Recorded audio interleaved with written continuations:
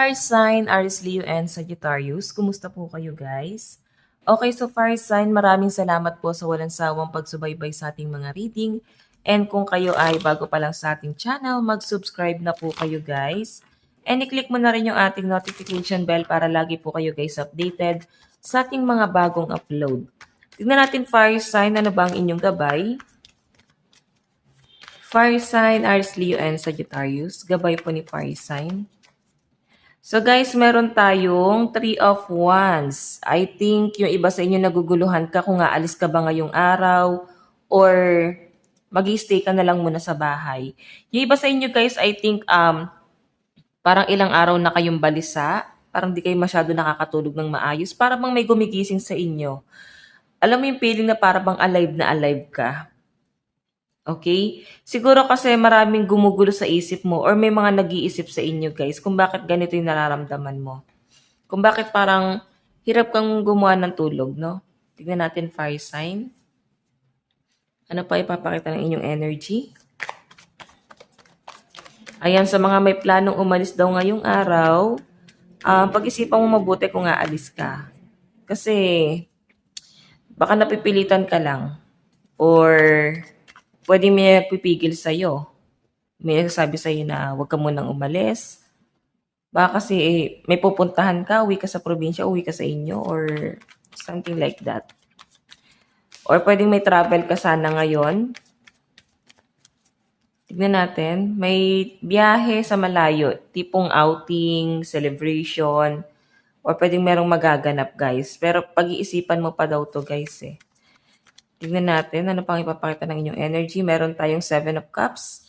Mukhang maraming gumugulo sa isip ng mga fire sign ngayon. Meron tayong 6 of Swords. May nakikita ko dito guys, usapin patungkol sa family, no? May nakikita ko may mga disappointments silang nararamdaman dito. So, 7 of Cups, I think ikaw ay nagiging mahinahon ngayon. Siguro magpapadala ka ng pera sa kanila.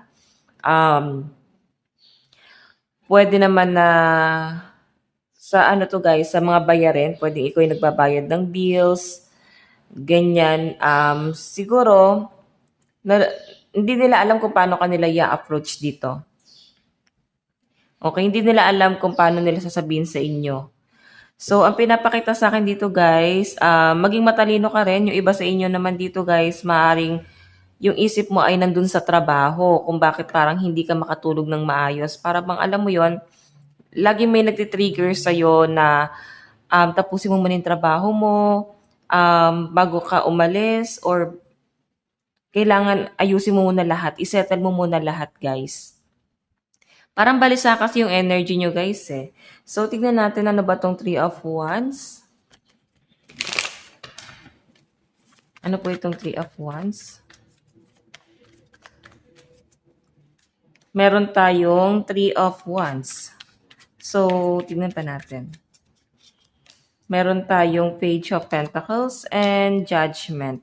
So guys, sa pinapakita sa akin dito, maaring may usapan nga talaga ngayon. Maaring mga kaibigan mo, family mo, workmates. Parang may planong pagbiyahe. After daw ng trabaho, parang sinasabi na magkita-kita naman tayo or lumabas naman tayo. Parang since ano naman ngayon guys, no, mag-weekend na, no? Siguro Friday night. Ayan, may mangyayari or magaganap na celebration. Ayan, no. Siguro magpaplano kayo mag-video. Okay. So, tignan pa natin, guys. So, siguro guys, kailangan bago ka mag-enjoy, isipin mo muna yung mga bagay na naiwan mo. Kasi may mga nagpapabalisa sa'yo dito. Tignan pa natin guys, ano naman tong 7 of Cups.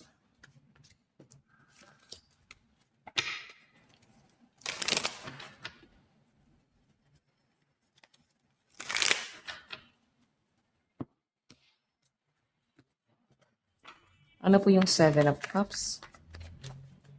Meron tayong Queen of Swords. Matalino ang mga fire sign, no? Nagiging matalino ka lalo sa mga pagpili. Medyo mabusisi ka din, no? So, pinapakita sa akin fire sign. maging matalino ka sa mga pinapapasok mo sa buhay mo, lalo sa love life mo, no? Huwag mong pilitin yung sarili mo kung hindi mo gusto yung isang tao kasi pwedeng mahihirapan ka lang or pahihirapan mo lang yung sarili mo. And karaniwan guys, karamihan dito sa mga fire sign na nasasagap ko, mas pinapagana nyo yung pagiging practical nyo. Maaaring ikaw ay napipilitan lang sa isang tao dahil pwedeng nagbe-benefits ka sa taong to.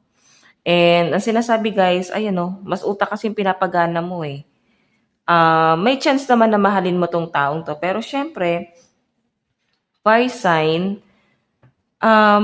pwede kasing talikuran mo din sa huli. Yung tipong bigla ka na lang mapofrustrate kasi napilitan ka lang dito sa bagay na to. Or pwedeng siya to.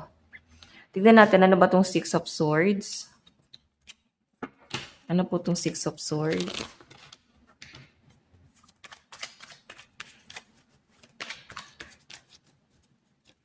Meron tayong Ace of Wands, Swords, Realization. Meron tayong Knight of Pentacles. And the Chariot. So guys, meron ako nakakita nitong big opportunity na maaaring paparating sa'yo. No? Bago pa lang siya guys, sa pinapakita sa akin dito.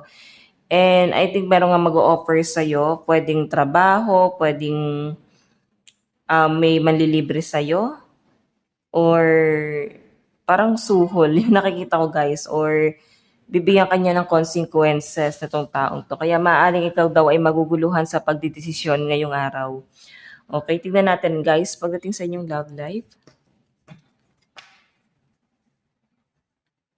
Okay.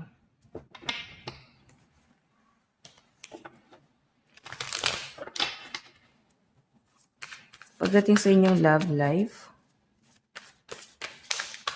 Oops.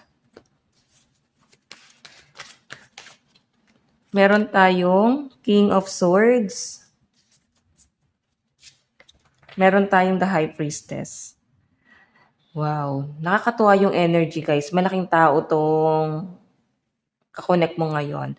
Malakas ang pakiramdam mo sa kanya. Siya naman matalino. So parang once na magsama kayo, guys, may plano talaga or possible na maging successful yung hanap buhay nyo.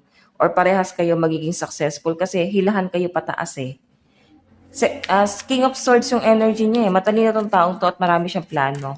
Ikaw naman High Priestess. So ikaw yung para bang nakakaramdam. Tahimik lang pero ikaw yung parang alam mo kung ano yung mali. Alam mo kung ano yung pwede maging tama. Okay? So guys, meron tayong wow. Empress. Napakaganda fire sign pagdating sa love life mo. So may, alam mo yon, kung sino man ang piliin mo, maaaring ikaw ay magiging maayos kasi ikaw ay matalino. Hindi ikaw yung tipo ng tao na dumedepende pagdating sa love.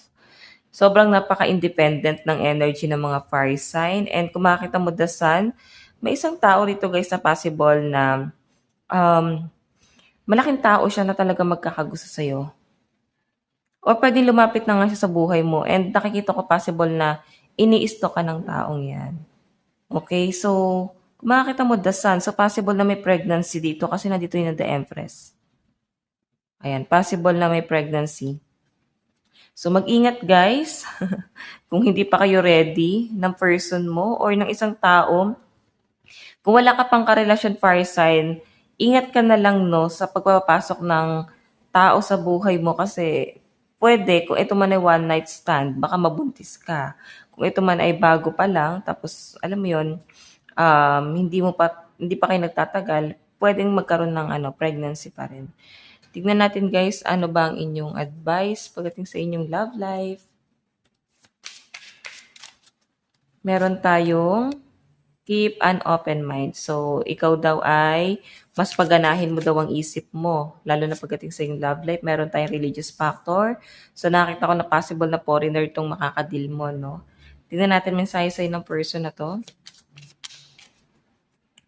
Meron tayong, I knew exactly what I was doing. So, I think, gusto na rin niya. Kumbaga, alam mo yon, pipilitin niya yung sarili niya sa'yo. Or ipipilit niya yung sarili niya sa'yo. Tipong kahit ayaw mo sa kanya. Oo, medyo siya guys. Controlling. Kumbaga, kahit itaboy mo siya, lalapit at lalapit pa rin siya sa inyo. So, tignan natin guys. Advice, meron tayong expansion. So, I think, kailangan mo daw palawakin pa ang iyong kaalaman,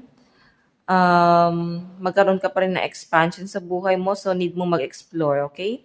So, guys, ang lucky number mo is 25 and 32. Ito lang naman ang inyong reading. Hanggang sa muli. God bless and love you all. Thank you.